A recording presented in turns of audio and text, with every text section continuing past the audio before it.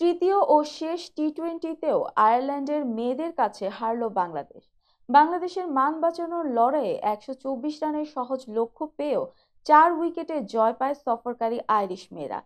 আগেই সিরিজ নিশ্চিত করা আয়ারল্যান্ড শুরু থেকে ঠান্ডা মেজাজে খেলে।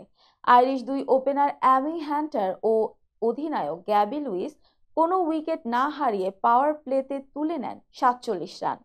বাংলাদেশের বোলারদের তোয়াক্কা না করে রান বাড়াতে থাকেন এই দুই ব্যাটার। এই জুটিকে ভাঙেন জান্নাতুল ফেরদৌস। অ্যামি হান্টারকে ফিরিয়ে নেন দলীয় 55 রানে। এরপর অধিনায়ককে ফেরান 21 রানে রাবেয়া খান। 10ম ওভারে লিয়াহ পাউল রান আউটের ফাঁদে ও পরে ওরলা প্রেন্ডারগাস্ট ফেরেন রাবেয়া দ্বিতীয় শিকারে।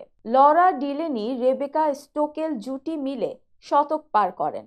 পরে নাহিদার বলে বোল্ড হন রেবেকা। ক্রিজ আগলে রাখেন ডিলেনি। তার 36 রানে ভর করে এক বল হাতে রেখেই জয় পায় আয়ারল্যান্ড। 31 বলে 36 রান করে ম্যাচ সেরা হন আইরিশ এই ব্যাটার ডিলেনি। সিরিজ সেরার মুকুট পরেন একই দলের প্রেন্ডারগাস্ট। তিনি 54 রান দিয়ে সিরিজে 10 উইকেট শিকার করেন।